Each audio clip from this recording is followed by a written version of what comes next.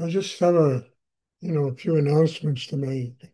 First one is that just like to thank the generosity of the people that, contributed to that birthday present you gave me. And it really touched me very much that people care enough, to sustain these classes and to make a contribution. So all of you, thank you.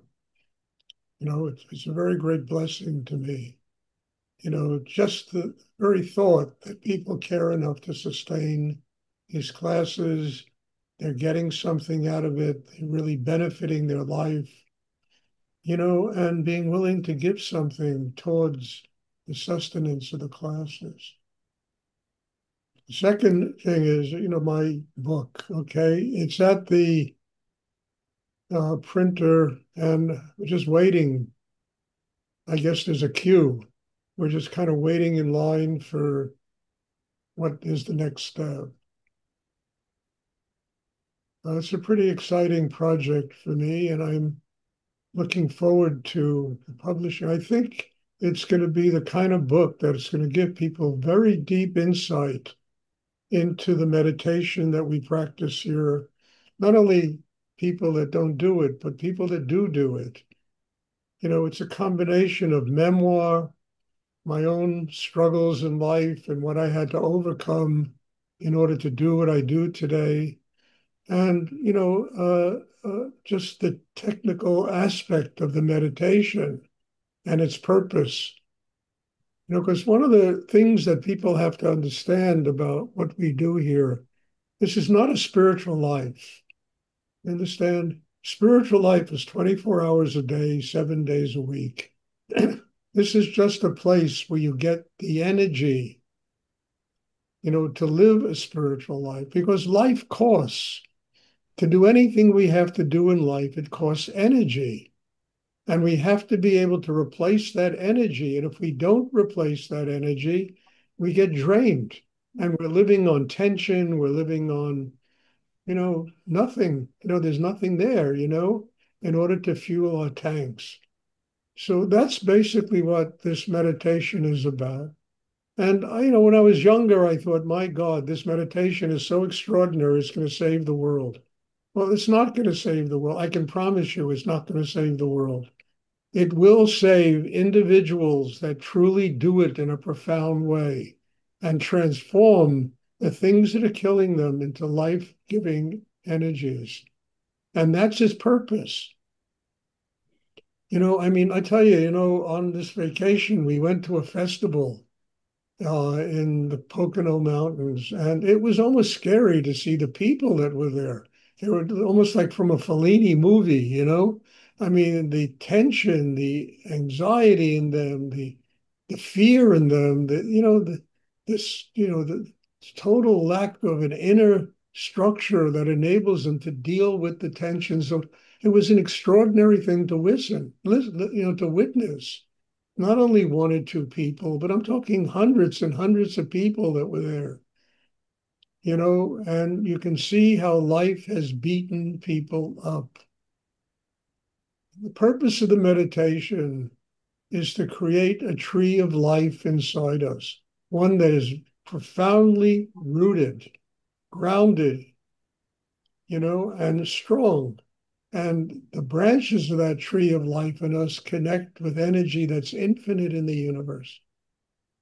Infinite in the universe. So there's knowledge, there's wisdom, there's consciousness, there's spirit, there's higher forces in the universe that work for us and guide us in our daily existence. And all of this is essential, to build an inner life from the foundation up. And, it, it was something I fought against when I finally began to realize what Rudy's work is really about. And to realize that it's not a spiritual life. It's a technique and a means of using the mind and the breath to build a chakra system that will give one a spiritual life so that a spiritual life goes on 24 hours a day.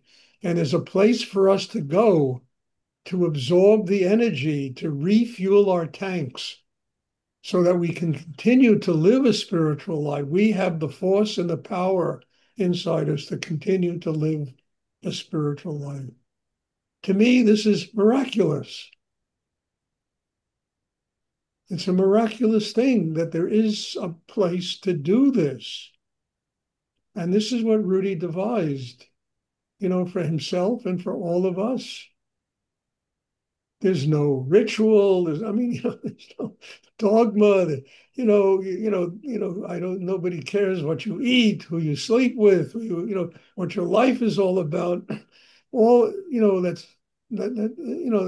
is that needs to take place as we use ourselves consciously. We open to God. And once we do that, the energy is consciously used in the world. There's forgiveness, there's compassion, there's love, there's the willingness to serve in the world, to serve God, to serve humanity, to serve life. We don't live in a self-centered world. We live in a world in which we're guided by a higher force because we have the chemistry inside to allow that higher force to guide us. And it's an extraordinary way to live.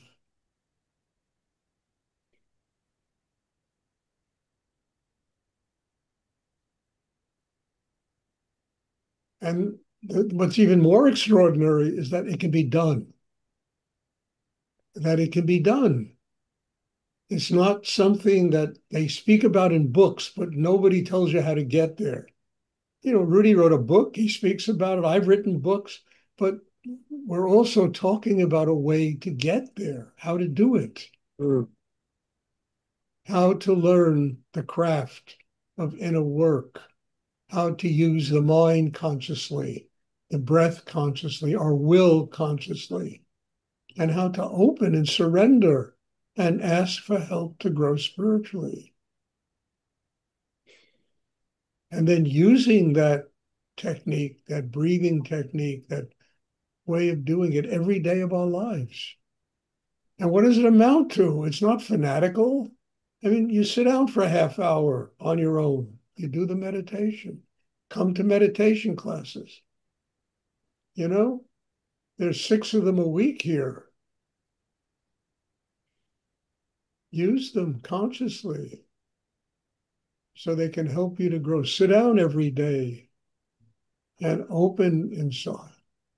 And never take yourself or your life for granted. That's the quickest way to dry up inside, just taking things for granted.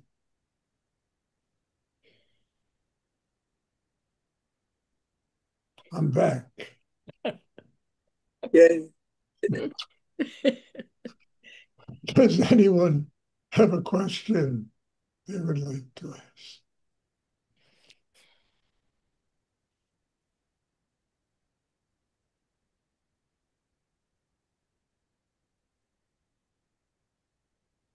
Stuart, the way that you are speaking now is on such a different level and I can feel it imbuing into the energetics of this book. This book is not going to be ready tomorrow or the day after. It's going to be ready when it's ready. But I do know that this book, the energetics that you're able to speak of it now, is on such a different level, and that all of us will have to shift in order to really digest what you have to say. And so thank you. Bob, you're welcome. Well, Bob, Yes, thank you. Bob, you knew me when, huh? I knew you when. When I started all this stuff. And it's a different person today, But it's 50 years of working on myself. It had to produce something. It had to produce some higher level of inner consciousness. And I'm just grateful for it. I'd rather live this way than live the way I was living in Denton, Texas. I mean, and I'm not putting that down. That was essential. It was like boot camp. You go in the army, they send you to boot camp. Denton, Texas was boot camp. And I think you learned a lot. I learned a lot. Tom Tompkins learned. Everyone that was there learned, about, what kind of effort it required to have a spiritual life. But it was on a different level. And I'm very grateful, Bob. I just have nothing but gratitude in my heart for what has taken place in my life. I remember Rudy once told me, I was standing with him where he was surrendering everything to Muktananda, everything. He gave him his business. I really mean this. He stopped, Rudy, became a vegetarian, a celibate. He gave away his business. It was unbelievable, to see him doing these things. And he said, the only thing Muktananda won't be able to take away from me is the joy in my heart. And I'll never forget that, the joy in my heart, the ananda, the bliss that I feel in my heart, the surrender to God.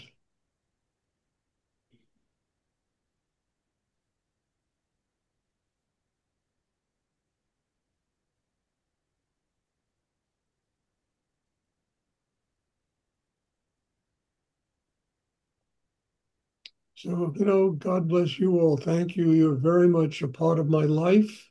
Every single one of you has made it possible for me to grow the way I've grown in my life. And I have nothing but gratitude to all of you.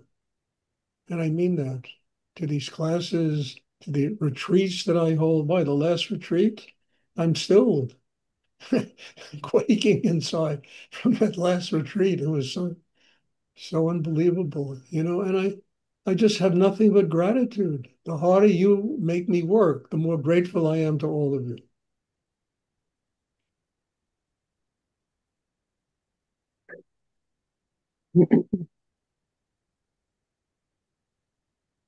Does anyone else have a question they would like to ask?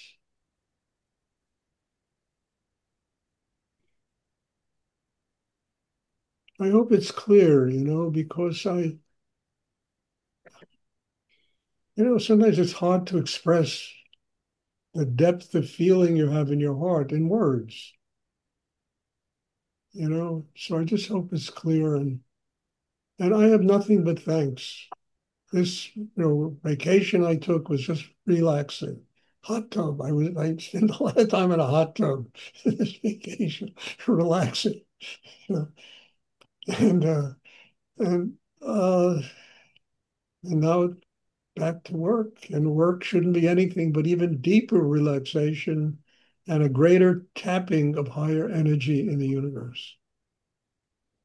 And growing and being grateful that we're all given the opportunity to do this. You know, it's not just for me, it's for everybody that's here. That's your purpose for being here, to get that energy that can make that level of life possible. Does anyone else have a question they would like to ask? I have a question, Stuart. Yes. For those that were not able to attend the retreat, how can they demand to get the energetics of it? Well, look, a lot of the problem, Bob, of people not attending the retreat is money. It costs money to do this, And it's such a deep, I charge the minimal amount of money I can possibly charge for people to come. People that do retreats. I mean, I had a friend who did a retreat on it. We used to charge $3,500 a person to come to her retreats. I mean, you go to Deepak Chopra, $11,000. And that was 20 years ago, a weekend. I try to charge the least amount that I can, and also enough to help me pay my rent, and to live and eat. And, and to be able to continue to sustain doing this. But that's the problem. And the problem is people have to grow up and learn how to generate these things in their life. Things that are, I mean, I've told you that story 1,000 times. Rudy told me, buy that building. And I said, Rudy, I have $600. It was a shopping center. You remember that strip mall? It was I have $600 to my name. He said, anyone can do with money. And a month later, I bought the building. I learned how to generate it. And it was one of the great lessons he taught me, how not to be afraid of life. Because if you're afraid of life, you're going to be afraid of death. You're going to be afraid of the unknown. And he taught me how to do that by making that buy that building. And it taught me how to really make things happen in life.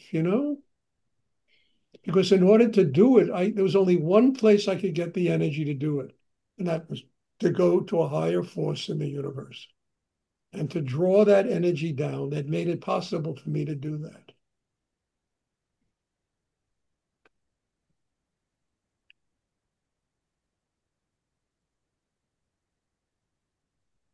And I talk about this a lot. It's not money, you understand? It's learning how to deal with life, learning how to do things that are important to you.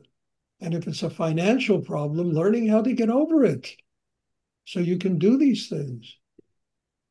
I mean, I had that with Rudy's mother, I've told you these stories a million times, where she calls me up, how would you like to buy 2 truckloads of Oriental art for me? And my response is, Ray, do you know where I live? I live in, Baptist America here. They're going to crucify me if I start selling Buddhas and Shivas in my store here. She said, think about it. I thought about it for 10 minutes, 10 minutes. And I said, we're going to get an opportunity like this again, Stuart. I don't know. Is God talking to you? I called her back and said, Ray, I will do it.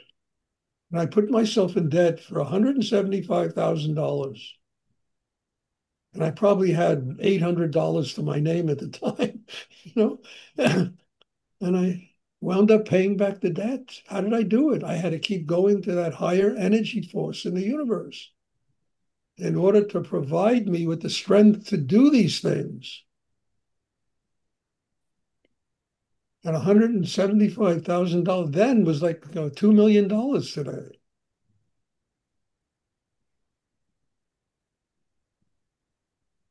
That answer is inside every single human being to make it possible for them to succeed in life and to no longer be afraid of the difficulties that life present to us.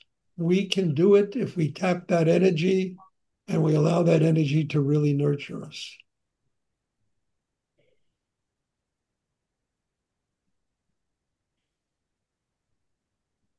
Thank you, Stuart. You're welcome. That's how people can overcome it. They can. And then I'd have to get a bigger place. Can't do it here. And I'm starting to look for another house, another place to do, which would be bigger. And that's going to require me going to a higher end because things are so freaking expensive today. You have no choice. I never could live with a rent controlled mentality.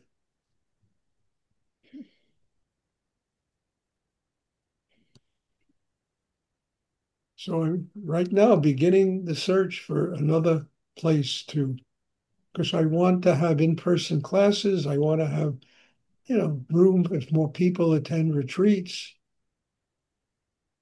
I want more work.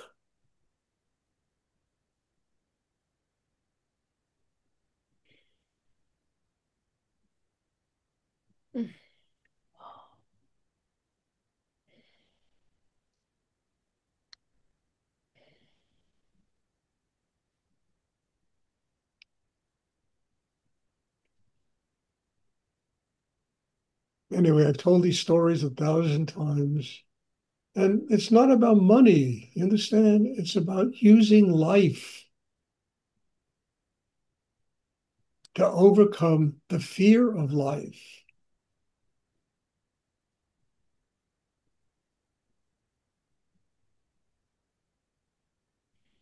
I mean, if I wanted a lot of money, I would have gone into banking, you know. I didn't have an ounce of interest in, you know.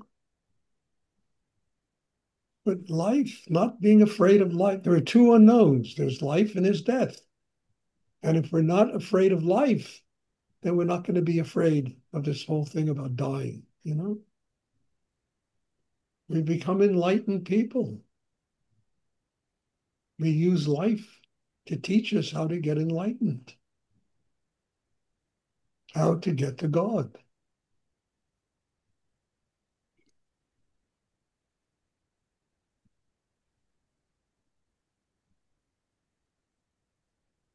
Does anyone else have a question?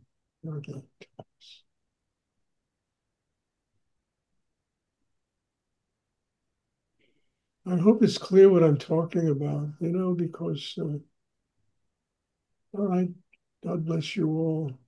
Thank you for dragging all this stuff out of me.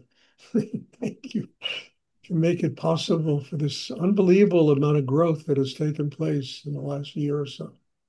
God bless you all. And there'll be class on Thursday.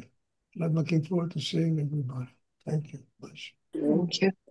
Thank you for coming home. Thank you, Stuart. You're welcome. Thank you.